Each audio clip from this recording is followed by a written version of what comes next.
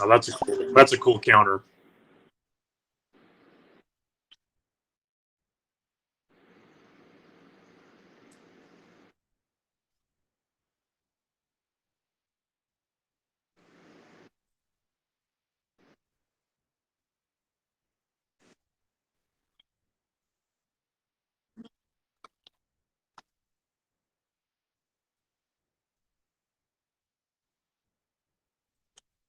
That's a pretty cool countdown.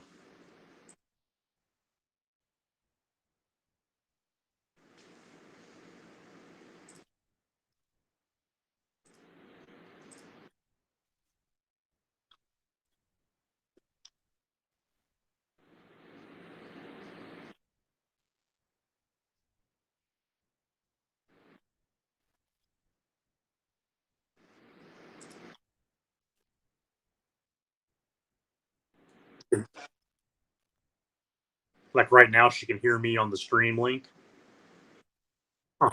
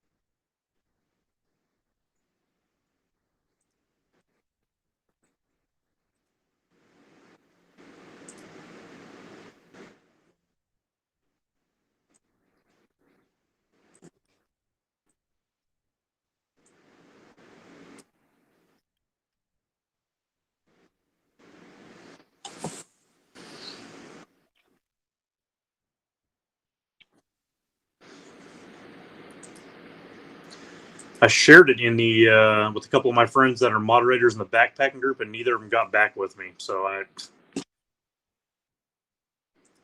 they may not even be moderators in there anymore. It's been a couple of months, but I assume they were.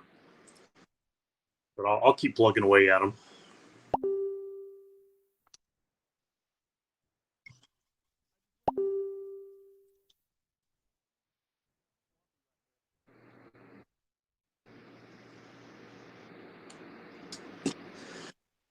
So that delay's a little bit tricky. Like when you're showing the moderators and they're trying to explain what's going on. I assume they were.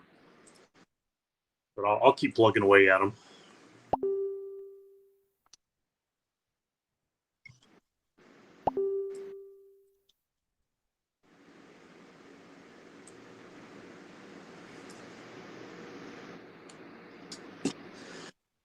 So that delay's a little bit tricky. Like when you're showing the moderators and they're trying to explain what's going on. I assume they were. But I'll keep plugging away.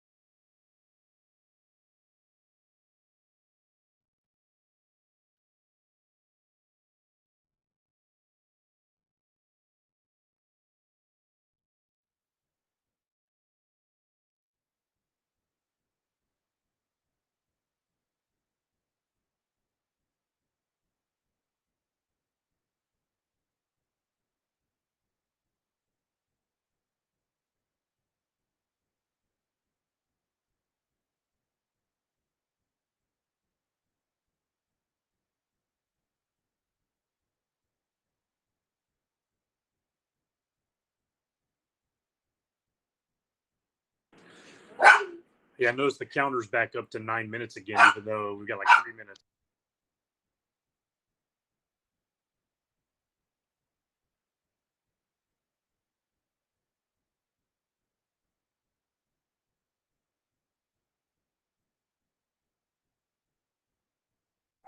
Yeah, 3 minutes.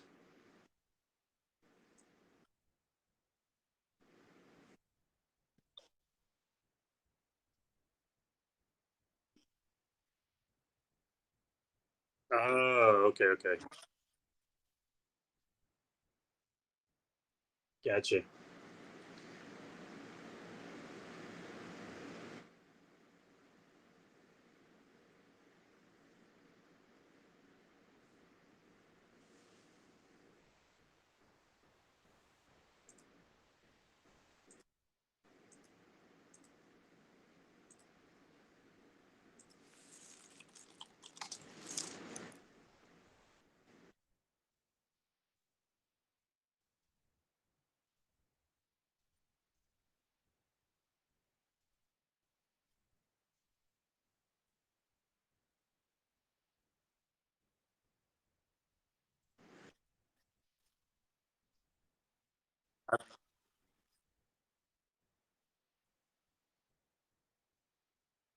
Yeah, that's pretty cool. I've seen the counters before, but I've never seen like interactive, like with the video feed running. That's pretty cool.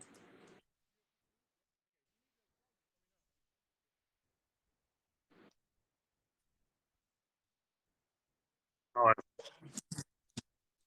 Yep, remember that.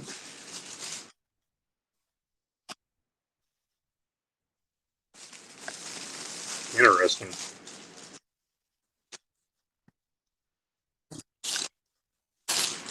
What do you edit your videos in? What software do you use?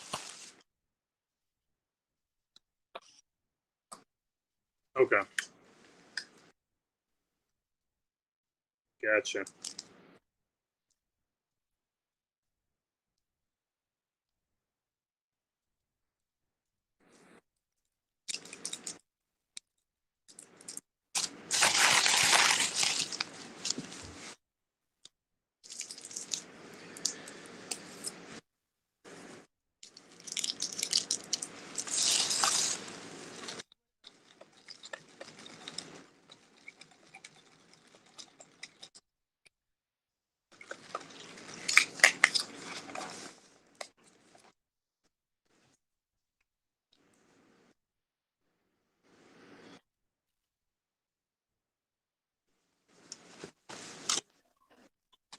Eventually, we'll have hundreds.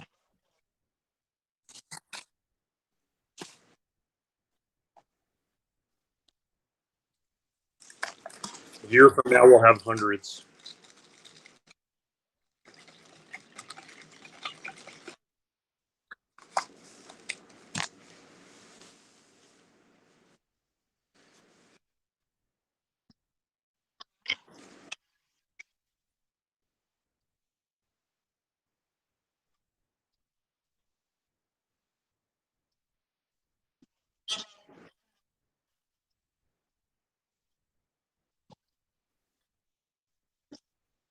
Steve the Nomad, Steve Pemberton.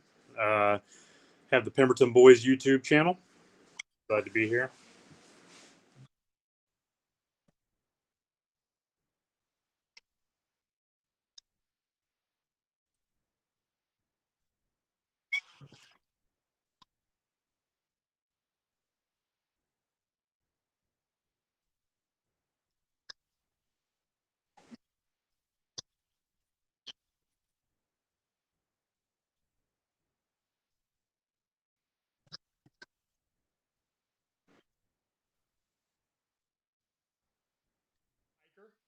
Let me make sure this turned up. Can you? All right, I might have been my audio might not have been turned up on that. So, but anyway, this stream is going to be for hikers who are just starting off, and my hikes are going to be in Powder Canyon mainly. And Steve, you've got what's your beginner hike? Where's it going to be? It's going to be in the Wichita Mountains. I picked an easy waterfall hike that I did with my kids about a year and a half ago. So yeah, it's just pretty much a trail, maybe 20, 30 feet elevation gain. I mean, as usual, you can make it more, but pretty simple hike for all levels. Cool. And if you have questions, go ahead and put them in the comments, and we'll try to keep our eye on that. This is our fourth live stream, and so we're still getting used to all the tools that we need to assemble and get working all at the same time. So we apologize in advance for any hiccups that we might have. So if you have any suggestions or comments, just be sure to leave them in there, and we'll try to get to them and address them as best we can. I've got actually what I want to do is start off with. Let me see if I can pull this up.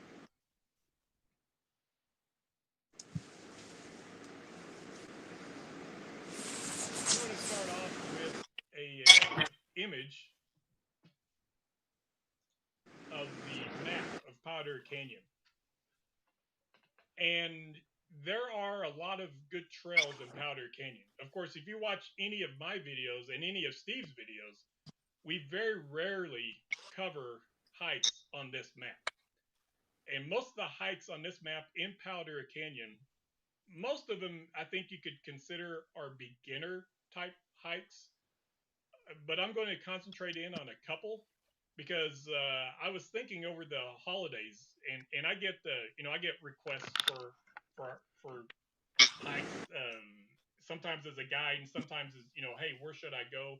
And I don't know who these people are who are telling me or asking me for comments or for tips on where to go hiking and things.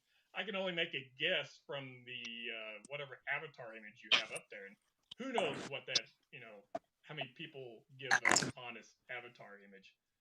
So I was thinking of a scenario where you've got Uncle Bob, let's say, and Bob may be a few pounds overweight, and maybe has never hiked again, or has never hiked in the last 20 years, and he may be a little bit older than you, and you are very unsure of his capabilities. And so I kind of thought through a scenario on what would I do if I don't have an Uncle Bob, by the way, but I can imagine an Uncle Bob very easily from some of the people I've seen out hiking or attempting to hike on the trails. I'm sure you've seen the same thing where you hike, Steve.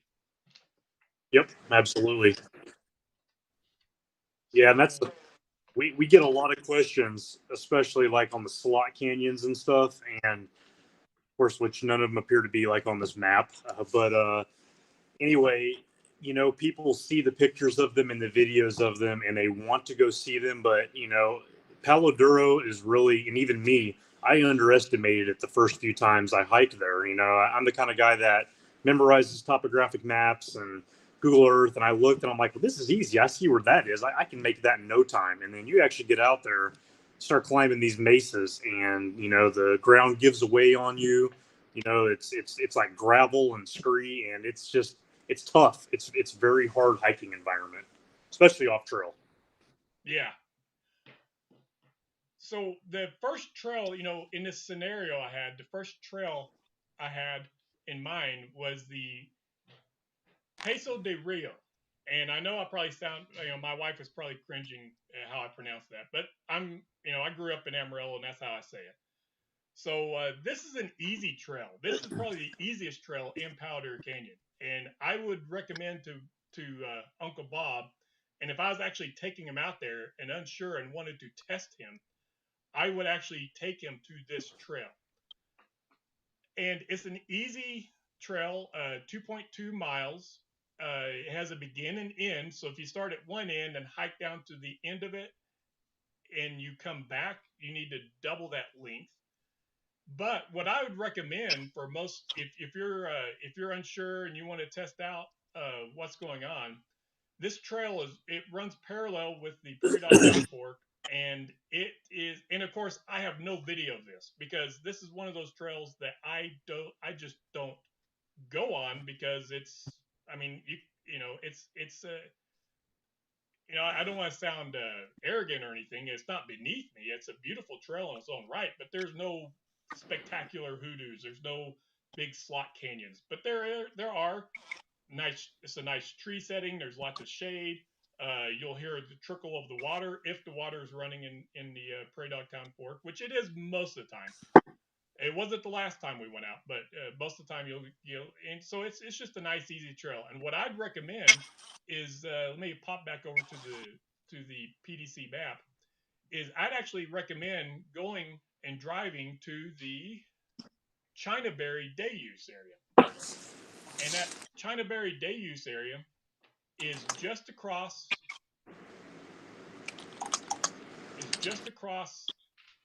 just past the first bridge. So, all right. Steve is super loud and you are hard to hear. So I need to turn myself up so everybody can adjust to it. All right. So now you can adjust to your audio settings.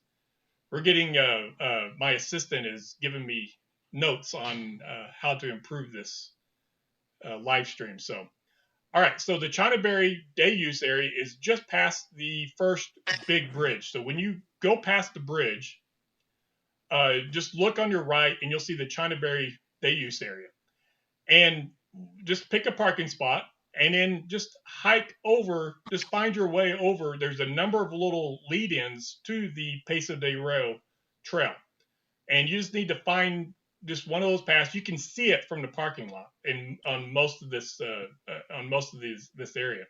Just find your way to that trail and then just pick a direction. Go either north or south on that trail and just hike as far as you want to kind of gauge the ability of your Uncle Bob. And tennis shoes, even flip-flops would be okay on this trail. Now, I would never recommend flip-flops on any of the trails in Powder Canyon, but if that's all Uncle Bob has, then that's what I'd be okay with on this one trail. And once you get some confidence on that, then you could look at going to the beginning of the trail, which it begins at the GSL trailhead, and it goes down to basically to the water crossing, the second, or I call them water crossings, the second bridge, which is very near the lighthouse trailhead. So it dumps you out on the road on the north side of the bridge, right next to the lighthouse trail. And so that's the first trail I would recommend for you gauging new hikers or gauging yourself if you're unsure, is just go there. Now, putting this trail aside and assuming that you have some competence and you have some skill at outdoors, and you're not a Uncle Bob type hiker, but you're someone who can handle a few miles maybe. What would you, Steve? What would you recommend as a minimum, for hiking out anywhere actually? It depends on a lot of factors. All the time I get questions. People ask me, could I do this in a couple of hours? Could I do this? And there's a lot of factors that play into it. Your health, your fitness level. I think there's a lot, especially in Palo Duro. You got the heat as well. I know for me, if it's anything above 70, 75 degrees, I go through water like crazy. But when I went and hiked Saturday, it was in the 40s and I had a sip of water in all day long. I just wasn't thirsty. I wasn't sweating. So, it just depends. For a beginner, I would just start off small and increment, just like I did. Work your way up, start, I've been hiking since I was a little kid, but my dad would take me on hikes on trails. And then, like we'll touch on the Wichita Mountains in a second, but as soon as I stepped off trail, it was life changing. I was like, oh, wow, I didn't even know I could do this. This is awesome. There's all kinds of cool stuff out here that I didn't know was available to me. And I think it's like that at Palo Duro also, but I'd say it varies upon, a lot of different things, mainly your fitness level. You don't want to plan a 10-mile hike and then you get 6 or 7 miles out there and you're like, oh man, I can't do this. My kids get that way sometimes. That's why I try to judge them and say, hey, I'm heading to Palo Duro to hike this weekend. Oh, I want to go. And I'm like, well, this might be a 15, 20 miler. And I know they can't do that. They're going to get to about mile 5 and they're going to want to lay down and not do anything. And I have to get them back still. So there's a lot of considerations upon distance. Yeah. And I would recommend, if you're a beginner hiker, don't go out and spend $200 on a pair of hiking shoes yet. And on some of these beginner trails, you're going to be fine with even a tennis shoe, as long as you stay on the trail. If you venture off the trail, I would not recommend a tennis shoe in any way. I'd recommend a good, thick hiking boot any day. In Powder Canyon, I don't know what's the situation over in the Wichita mountain areas. So the Wichitas, you really don't get real muddy. You got a lot of granite and stuff like that. I mean, obviously you can take ways where you will get really muddy, but for the most part, you don't see the red dirt and clay and stuff like you see at Palo Duro. It's, mostly granite. The trails do get water at times on them, but you can kind of step around it. And that's where it gets controversial because it is a wildlife refuge, at least the Wichita Mountain Wildlife Refuge, that is. The Wichita Mountains themselves stretch from Lawton, almost all the way to the Texas Panhandle. But there's one section where a lot of people do their hiking at, and that's the refuge. And, most of the trails are dirt, hardly any gravel and stuff. But a lot of times I just stay on the rocks, especially if it's the time of year where it's warm or, there might be snakes and stuff out. I like to stay on top of the granite where I can actually see everything. I don't put my feet on other sides where it's, dark or there may be snakes hidden and stuff like that. But very seldom do I come back real muddy. But it's also kind of a catch-22 because if you go out there when it's wet, the granite becomes slick like ice. And I learned that the hard way again this last time. I've got several different pairs of shoes, but they're all really starting to get worn down. So I just threw a pair of tennis shoes on that had minimal grip. And I stepped out there on the edge of a waterfall and forgot which shoes I had on. I went for a ride and banged up my leg pretty good. So, but it's, very seldom do I come back muddy from a Wichita mountain hike.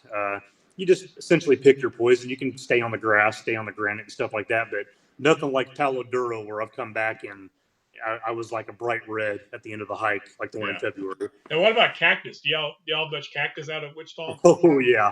Okay. Yeah, there's cactus everywhere. Every time I take my kids out, and even me, I'm just constantly picking cactus out, especially my little one. There's times I'll grab him and lift him over a lot of it, but there's some of these peaks that's all there is on the summit. It's just cactus everywhere, and you got to kind of step over and, kind of matrix your way over it. And it's impossible to not get a few quills in your leg and stuff. Yeah. Cactus is a big thing in Powder Canyon, and that's why I never recommend going off trail. And you're really not completely safe if you stay on trail because people will they'll drag thorns with them off trail back onto the trail. So there is a chance that you still could get a thorn on some of the major trails, but you should be fairly safe. But, it's just like anything else, I guess you need to ease into it and maybe go try some boots on and, maybe even try and your first pair of hiking boots shouldn't be that expensive. And they're probably not going to last long. But, eventually you'll get to know what kind of, you want you want your ankles exposed or, full height hiking boots. You'll get to know what your preferences are. And then that's when you can start looking at, becoming more of a shoe snob, which my wife and I, we've, over the last few years, we've really gotten to where we become more snobbish with our hiking gear. And that's okay if you have the experience. I don't. What about you? Do you go all out on shoes? I like to have a good pair. I like Merrell's for just regular hiking. The Merrell Moab 2s are awesome. I absolutely love them. And I've got the same pair I've had for 3 years, and they're starting to come apart. So I was telling Molly the other day I need to invest in a new pair. And they're about $60, $70. You buy them online, but they're awesome. They're comfortable. I mean, anytime I've done like a 15 to 20 mile hike, my feet didn't hurt. They felt really good in those shoes. I've got different shoes for what I do. Sometimes I'll just wear tennis shoes, like Nike running shoes out with some grip if I'm just going to do trails and a little bit of elevation gain. If I'm really going to be on the granite up high in some places that are potentially dangerous, where if you fall, it could be a fatality essentially. I like to use approach shoes, 512 approach shoes by Black Diamond. They're a little bit costly, and there are a lot of others, but those are the only ones that I have experience with, and they're great. I mean, you could be on a slab that is tilted at an angle, just very steep, and it just feels like you're glued to them. So, those shoes are absolutely awesome too. So, yeah. But yeah, I've found over time my shoes I've probably invested the most in. I've gone through a lot of hats. I've lost a lot of hats. I'm always on the look for another one like this. That's a Lone Star Dry Goods hat I got from my friend Joel. He works down there at Lone Star Dry Goods in Abilene, and I just like the way they fit. And he's given me a few over the years to kind of advertise in my videos and stuff like that. Yeah. But I'm always investing in hats and stuff like that. As far as gear goes, I've got my big backpack that I'll bring with me. It's actually my backpack that I got on my last tour in Iraq, and it's huge. If I'm going on something where I'm going to be out all day, I'll bring everything with me in case I get stuck out there during the nighttime. But for the most part, I just carry my little, it's not Camelback brand. I can't even tell you what brand it is, but it's like a Camelback, and I got it at Academy for like $30, and I got one for my boys also. And that's what I've used for, 3 or 4 years now. It's been great. I just put a few bottles of water in it and my gloves and whatever other gear I need. But it's something that it can definitely get expensive pretty much. If you're not hiking, you're spending. So yeah. Awesome. So take all that info, write it down, and you should be doing good on your quest to becoming beyond a beginner hiker. Now, I'm going. We both have a couple of trails that we're going to kind of walk you through, and kind of give you pointers along the way and everything. Now, if you're coming to Powder Canyon, everybody always says you got to take the Lighthouse Trail. You got to take the Lighthouse Trail, and the Lighthouse Trail is something that you do need to go on. However, just keep in mind it's going to have the most people on that trail. Doesn't matter what time of year, it's going to be packed. And you may even have trouble finding a parking spot for the Lighthouse Trail. And if you have somebody who's just beyond Uncle Bob, the Lighthouse Trail is not a beginner hike, what I would consider, especially in the summertime, because the summertime, it's a dangerous hike. You need to carry a lot of water, and people have actually died on that trail because of dehydration in the summertime. So I wouldn't actually consider, even though it's the most popular hike out there, I wouldn't consider it a beginner trail. What I would recommend, and I've got it up here, is the GSL trail. But only part of the GSL trail. The GSL trail is actually, it kind of feeds into the overall trail network in the Sunday Canyon area. And the Sunday Canyon area in Powder Canyon is the area where the lighthouse is, but there's also a lot of other cool features in the lighthouse. And one of the other things that you need to keep in mind when you go on the Lighthouse Trail is you're going to be on that trail for an hour before you even get sight of the lighthouse. And it can be kind of disheartening, if you're a beginner hiker, to hike for a mile, you finally catch a glimpse of the lighthouse, and you see that it's still a long ways off. I mean, it's tiny, but you can tell it's large because you see the little tiny shadows of people on there. So it can be kind of disheartening. So if you're really starting off and you want to have a good positive experience on your first hike out at Powder Canyon, I would actually recommend a hike that's on the GSL Trail. And I actually did a video on it called the Devil's Tombstone and Red Star Hike. And it is it's just it's a little bit over 2 miles out. There's very little elevation gain. In fact, All Trails here is telling us it's 180 foot elevation gain. So you're not going to get tired out by going up and down. The Lighthouse Trail is well over twice this length. So if it's hot or if it's you just don't want to deal with the crowds, I would actually recommend this. Now, you will have to deal with bikers a little bit more, but the trail is wide enough to where that's not a big deal. You'll hear them come up behind you, and most of them are polite and nice people, and they'll give you a signal that they're coming up behind you. And so the bikers aren't really that big of a deal, but you can get some really cool views. And so that's the first kind of video walkthrough that I'll do tonight. What does GSL stand for? We are Givens, Spicer, on a Halloween and Lowry. hike. Okay. And those are the Devil's prominent Tombstone. people, and we're taking the that were prominent, back in the day whenever these trails were developed and everything. If you ask my aunt, she's got stories on all those guys, and Awesome. you're like, okay, if you want to, she knows everything about everybody from a way back, and there's some spicy stories about these guys. But the trail's great, whatever your opinion on them. I'm sure they're nice guys. My aunt knows the dirt on everybody. Just to let you know that. So this is a nice easy trail. Let me while I'm yakking on the screen there.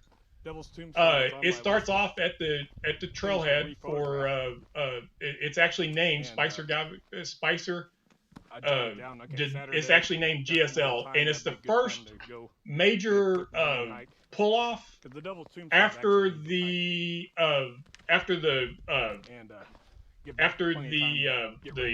post the trading post. So you go past the trading post, you go past the horse pull off, and you go around a corner, and it's right before the bridge, the first bridge there. And if you go past the first bridge, you've gone too far. You need to turn around and come back. So, and it's a pretty big trail, and you'll see a lot of cars there, and sometimes you might have trouble parking there, and you might have to park across the street. But it don't take that as a signal that this trail is crowded, because it's a huge trail network, and a lot of people go there to get access to the Sunday Canyon area. So, so I definitely recommend. And this is a nice, easy hike, and it's got a couple of neat features to it. So I'm going to speed up a little bit. And the first, and it's only about a mile in, is the Red Star. And this is a nice little hoodoo. It's a big hoodoo. And if you're, depending upon how much risk you want to take, it's, you get up to the nice ridge, and you can look out and just look at it, take pictures of it. But if you're feeling a little bit of interest, you can actually go off trail and actually hike up to the base of it. And again, this is something you should do depending upon your comfort level. It's you can kind of see me kind of stepping around, and definitely in the when do the snakes come out in Powder Canyon? Funny you mentioned that, because someone shared a photo of venomous cottonmouths out in 40-degree weather today. So I would always say 65 and above. Okay. You could see them sitting outside of their dens, but I think it just varies. Yeah. So just beware of snakes in warmer weather. That's the only thing I say, because anytime you step around and close to rocks, they could be under those rocks. And, I'd recommend making lots of noise. And I have my hiking stick. That's one of my standard pieces of gear. And I always, if I have any suspicion, I will kind of put my stick down and make, and kind of make a lot of noise and jab it around the rocks to see if I can get any response. And, even if they don't respond, there's a good chance they'll shut her away. At least they'll give them a chance. And let them know that you're there. And one of the good things, and you get this view no matter if you hike up next to this Red Star hoodoo or not. Just look at that beautiful view. You're looking down Sunday Canyon. There's actually two branches of Sunday Canyon. One that goes towards the southwest, which is where the lighthouse is, and you can clearly see the lighthouse from this ridge. And the other branch goes more easterly, and there's a couple. The GSL actually extends out to there, and there's a couple of trails like the Little Fox Loop that you can loop around, and you'll actually see a neighborhood out there. And so this is but the neighborhood's up on, it's out of the park, and it's up on a mesa, and you get some beautiful views of this fin that's sticking out. You hike right next to it. There's all kinds of so here we are at the colors, and you'll see some wildlife out here. There's a good chance you'll see wildlife.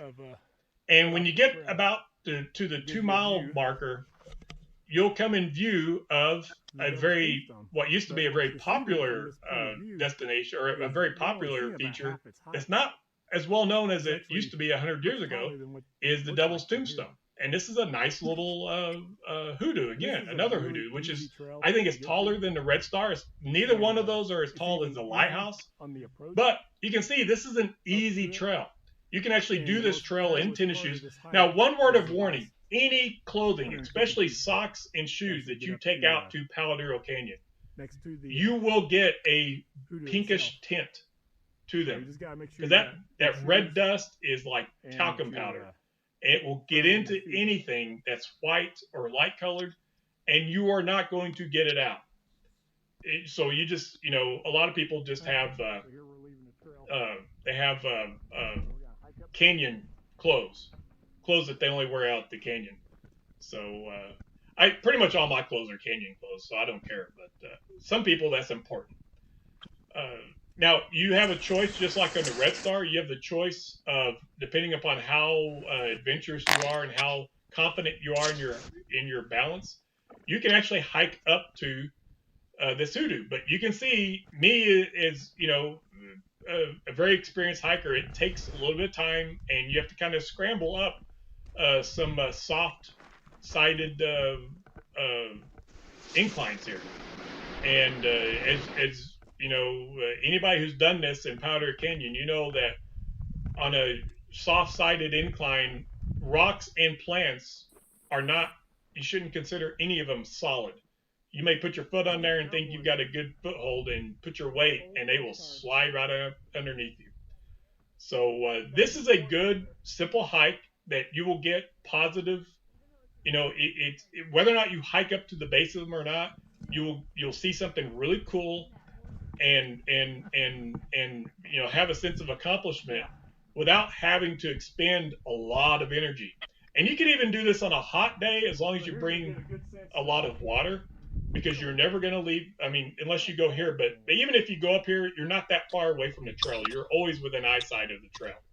And really, there's no place to go right here other than back to the trail, unless you want to climb up that mesa, which I could, but I wouldn't recommend it for a beginner hiker. So that's the beginner trail. That's the most rewarding beginner trail that I would recommend in Powder Canyon. And that's, beyond the baby trail, which is the Peso de Rio. But this is what I would call a true beginner hike that it will give you it's nice and short. You can do it in under 2 hours. You can be on and off the trail and get some good photos and get a sense of your skill set and all that. So that's my beginner hike of Powder Canyon. All right, Steve, you ready? I am. Yeah, I'll just comment. Those features out there, it looks like something that would belong in Arizona or Utah or something, like the red mixed with the white and stuff like that. That's pretty neat that's out there. Absolutely. And it's an easy hike. I have yet to do that. I don't think I've done an easy hike at Paladuro yet. I know when we go to the places we go, sometimes it's hard to dial it back and go to the easy hikes. Yeah, it'd definitely be a good place to bring the kids, though, the first couple of times. And I think they could do the Lighthouse. But, when you were mentioning the Lighthouse, that's the first hike I did out there as well. I think that's kind of the default. Everybody does the Lighthouse first, and everybody posting the pictures on Facebook on their first time at Paladuro. They got the obligatory Lighthouse picture. So yeah. All right, so what do we got here? Okay, so the video I chose is from Kite Trail. So this is in the Wichita Mountain Wildlife Refuge. Like I said earlier, the Wichita Mountains are known to be the oldest mountain range in the world. They're real worn down, a lot of granite and gabbro and stuff like that. And this is a day that I happened to just be in the right area at the right time. I've kind of got this ongoing thing where I want to try to record all of the water features in the Wichitas that are on public property. And of course, the refuge is government property, but it's publicly accessible. So every time it rains, people go to Post Oak Falls, which is south of Elk Mountain, or 40-foot hole, which 40-foot hole is in this video. But there's so much other stuff that I haven't seen, and I'm slowly kind of bringing that to everybody on my channel and stuff. And also, just want to say thank you real quick to everybody that watches our channel. We hit 1,000 a couple of days ago. And I think beginning of the year we had like 220 or 230 or something. So I'm pretty shocked that we ended up hitting 1,000 already. And I know there's a lot of channels out there that have 100,000, million. So it's pretty cool to be able to do that, though, especially on a hiking channel. So you gotta start somewhere. That's what I like about coming out here after a big rain. It's like I was saying, everybody starts somewhere. So hopefully it picks up steam as well. And I'm noticing that a lot of the videos are stuff like this, Wichita Mountains, the local stuff. I can put a video like this out there and it'll get 1,000 views in a day. But I put something out there really cool like Delicate Arch, or not that this isn't cool, but Delicate Arch or something Big Bend, and that stuff people have seen a million times. So your videos of Palo Duro is stuff that hasn't been seen before. My videos of Wichita Mountains, Off the Beaten Path, is stuff that I haven't seen before, and that's the stuff that really brings viewers and subscribers in, from what I can tell. Plus, I just like helping people out with trails, and in the Wichita Mountains, I'm much more forthcoming with locations. Now, there's some things that I won't give locations to for their historical significance. Like one of the caves that I visited this past Saturday has Jesse James' initials carved in it, and I didn't put the coordinates for that cave on there because the minute you do, someone's going to go out with a can of spray paint and cover it up or whatever. So someone's motivated enough, they'll find it, just like we say about the slot canyons. But anyway, people ask me all the time about good beginner hikes. In the Wichita Mountains, there's Little Baldy, there's this kite trail right here. There's another one called the Longhorn Trail. These are all really short trails. The kite trail, it doesn't go in a loop per se, but there's a parking lot at Lost Lake on the north side. This is right in the south central portion of the Wichita Mountain Wildlife Refuge. There's a parking lot there, and there's a parking lot on the south side near the Boulder area, and the kite trail runs between that. So the most scenic portion of it, in my opinion, is to park at Lost Lake, which that's the route we're taking here. You can see the Lost Lake Dam, which this is one of the oldest dams in the Wichita Mountains. It dams up the Cache Creek, and I tell you what, man, if that thing broke, the Cache Creek runs, all the way to the Red River, but it would be devastating. This dam it's got places where water's coming through the middle of it and stuff. So obviously they haven't thrown any red flags on it and said it needs to be rebuilt anytime soon, but I guarantee you it will be on their agenda in the next few years. But regardless, this is a cool trail, the kite trail. If you just want something easy, not a lot of elevation gain. Like I've said before, you can make it whatever you want. Now, when the water's not running, you can walk across that dam. There's actually another trail on the other side called the Bison Trail. The Bison Trail is anywhere from 6 to 8 miles. I can't remember which one it is. I think one time I clocked 6, one time I clocked 8, but I might have been, going on and off the trail a little bit. But you start by French Lake to do that one, and that's a really easy trail with maybe 100 feet elevation gain. This one, you might have 50, 60 feet total by the end, depending on how far you go and what you see. If you're lucky enough to catch it after a big rain, there's cascades all over the place. Like here we're stopping every couple of minutes just to check out the water. Now, the Cache Creek that runs through here, I've never seen it dry. Even in August when it's in the hundreds, there's usually something going through it. And then where the 40-foot hole area is, there's a couple of waterfalls. And it's one of the most popular areas of Wichita Mountains. And you're not allowed to swim there. People still do it. If they catch you, you will be fined heavily. So there's a lot of times I post pictures of swimming and stuff like that, and it looks like the refuge. It's not in the refuge. It's on Fort Hill, or it's on another place, maybe Altus or something like that, where it's still the Wichita Mountains, but it's not the wildlife refuge. So, but the day that we did this hike, the storm literally just passed out. In fact, we had to wait in the car for a little bit for the rain to stop. But the stuff we saw was just awesome. It wasn't too chilly. The kids had jackets on for the most part because it was still sprinkling, but it felt so good out there. And it just seemed like every few feet there's cascades and stuff, and real defined trail. As you can see, it just rained, and the trail's not really that muddy at all. Now, there were portions where you had to go around it a little bit, but for the most part, the trail was great.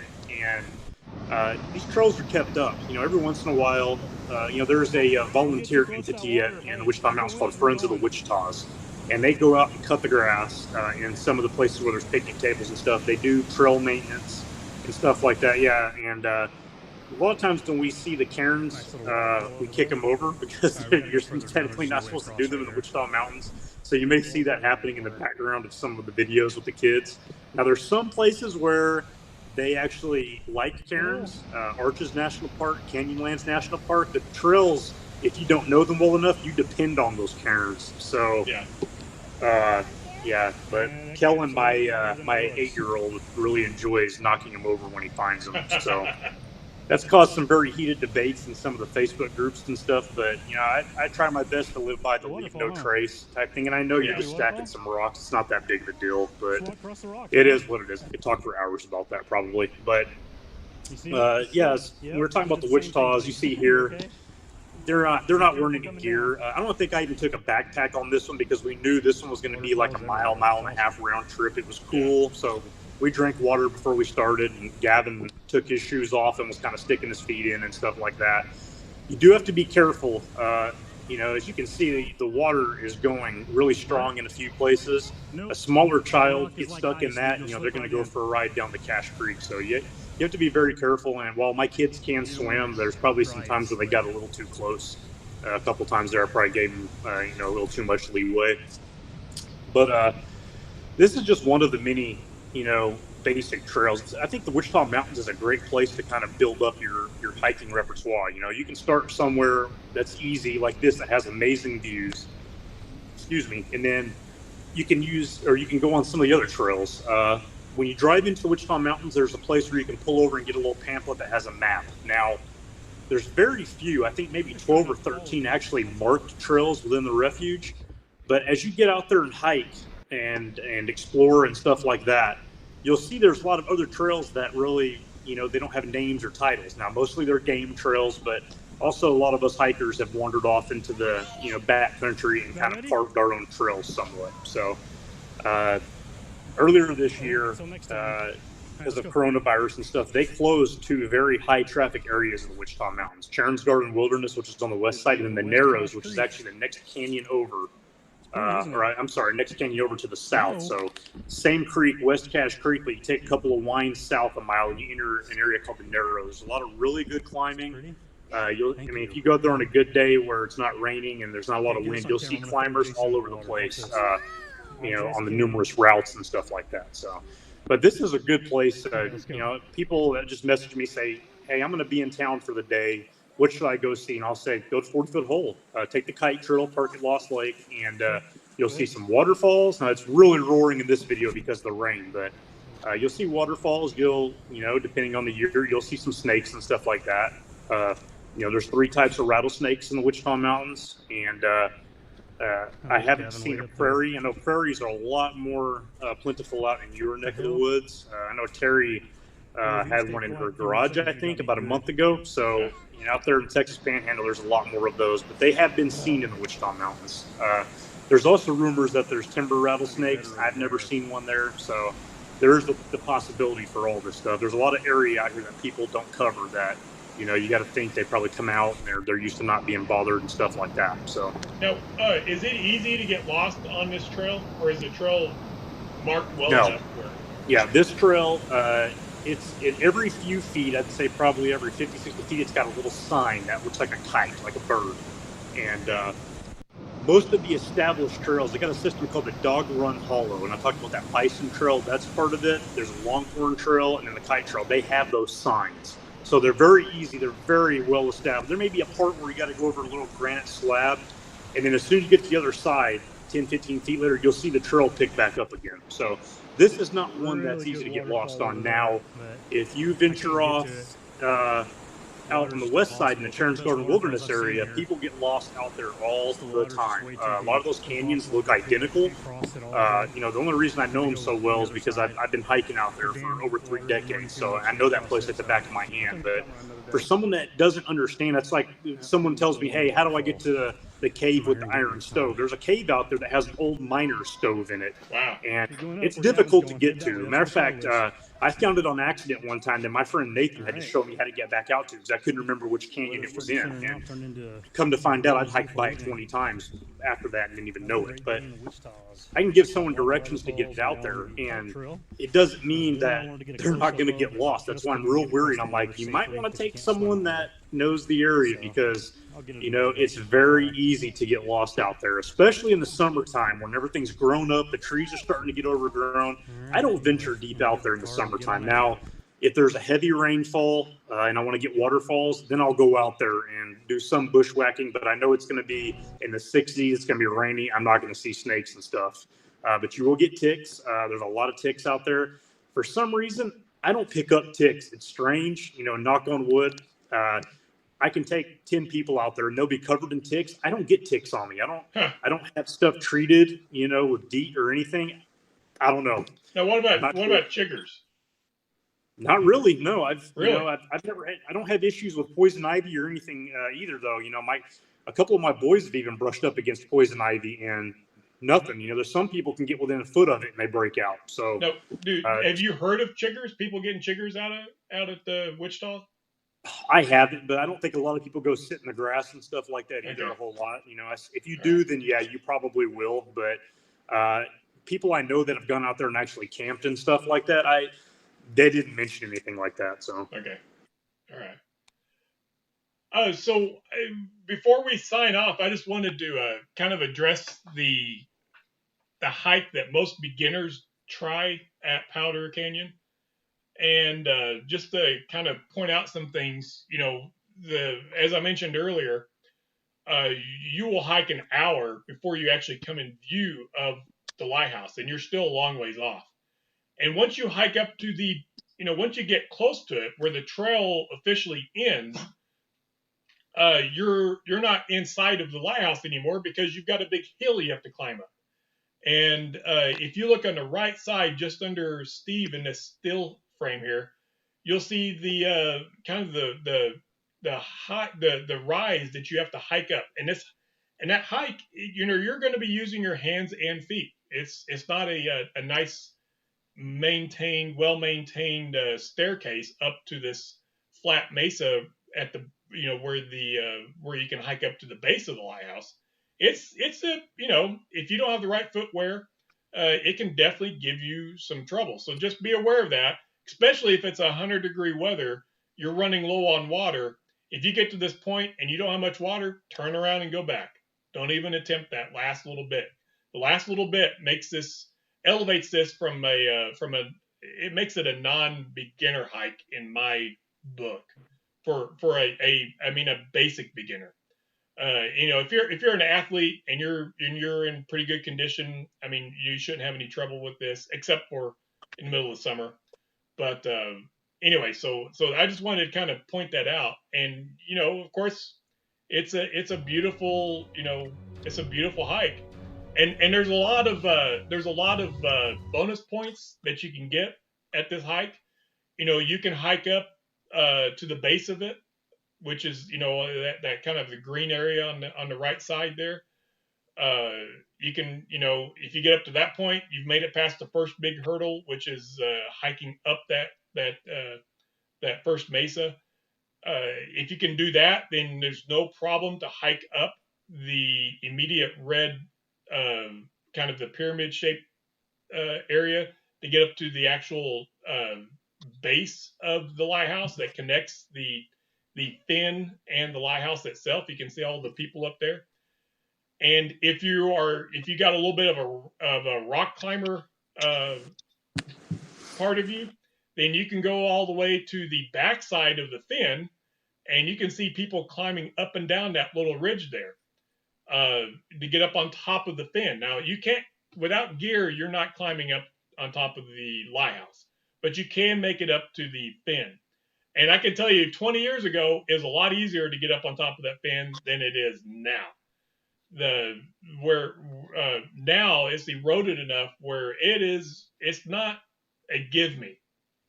And if you fall, if you slip and fall, you can see how far that is from there. There's nothing to stop you until you get down into those trees.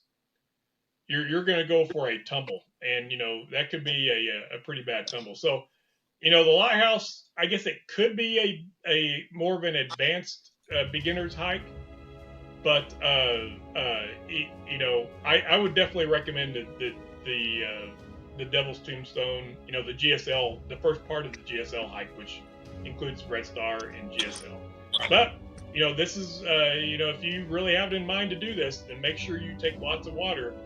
And if you're going to try for any of these bonus areas, like hiking up to the fin and everything like that, tennis shoes might not be the best choice. You might need something with pretty good grip. So, what do you think about this trail, the Lighthouse Trail, and beginners?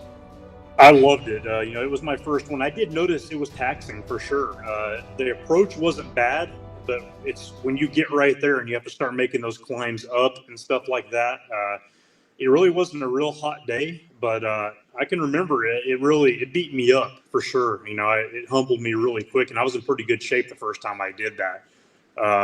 That's what I was going to talk about was the heat. You'd mentioned about how hot it can get out there and stuff. Just because the air temperature is 90 or 100, the canyon floor is going to be, what was it? Didn't they say they clocked like 175 or something like that? The actual dirt can be that hot. Yeah. That's insane. But yeah, this is, I've climbed up there on top before. There's a little area where you can, but you got to be so careful because this stuff is brittle and it's breaking away. And it's probably a matter of time until the lighthouse is gone. Oh yeah. It's changing every day. All of Palo Duro. That's why all the caves that you found, I wonder what is buried out there. Oh, absolutely. Yeah. Yeah. But it's a real good beginner hike for sure. I think first time in Palo Duro, this is something you definitely got to see. Yeah. Agree. So is there anything else you want to close out with? No, not really. Just want to thank everybody for checking this out, those that are watching it live, and then also those that'll watch it later. We appreciate your support. Give us feedback. Let us know what we could do better. If there's topics you want us to talk about, let us know. And, give us more stuff. We've got plenty of stuff to talk about, but if there's certain things that are a little more popular that, you want emphasis on, then we'll work that in as well. So another thing before you leave, make sure you hit the thumbs up button on the video because I hear from other live streamers that really helps the video. So just, do that and leave comments. Those are all good things. So we're going to try to settle into a more regular schedule, but both my schedule and Steve's schedule is kind of up in the air, and we put these on whenever we can. And what's your next hike? Maybe tomorrow. Northwest Oklahoma is getting slammed with snow, this evening, tonight, and into the night. So I may go up to Roman Nose State Park tomorrow and Gloss Mountains and get some snow footage. Okay. So the snow footage will be great. Snow footage is always good. The only thing with Powder Canyon, it can make it muddy in places, and muddy in places that you're not expecting it to be slick, it can become slick. Yep. So my next hike is really, I'm probably going to do actually one of these beginner hikes. I don't know if I'm going to try the Lighthouse Trail or not. I actually had knee surgery today, and it went really well. And they fixed the issue, and they said I could be hiking by Saturday. So I'm going to kind of play it by ear, and I'm probably not going to be doing my usual thing and hiking next to big crevasses and cliffs until I get some confidence that they actually did fix my knee. Because I don't want to have my knee all of a sudden, shoot a sharp pain through it and send me down to the ground, which would not be the best thing if I'm on a cliff. So I probably will actually do a more beginner hike and probably do a video and and put it out there for for people who are beginners to kind of learn from and try. I'll try to do something. I've already done the Tombstone hike, so it'll be something else. I'm not sure if it'll be the Lighthouse, like I said, or a section of the Comanche Trail. There's some really cool sections on the Comanche Trail. So anyway, so be looking for that and be looking for the next video that Steve puts out. And thanks for watching, guys. Y'all have a good night. All right.